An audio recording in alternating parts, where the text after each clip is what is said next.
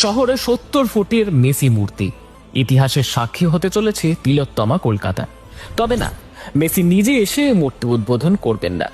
জানানো হয়েছে তার নিরাপত্তার কারণেই এই সিদ্ধান্ত। তাই নিজের মূর্তি ভার্চুয়ালি উদ্বোধন করবেন বিশ্বজয়ী লিওনেল মেসি।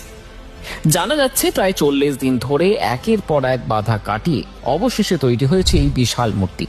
শিল্পী মন্টি পালের নেতৃত্বে তৈরি এই মূর্তিতে দেখা যাচ্ছে এক হাতে বিশ্বকাপ ধরে রয়েছেন মেসি। পুরো মূর্তির স্থায়িত্ব রক্ষায় পায়ে ব্যবহার করা হয়েছে প্রায় 20 টন লোহার রড। শুধু তাই নয়, শুধুমাত্র মূর্তির মুখ খোদাই করতেই নাকি সময় লেগেছে প্রায় 15 দিন।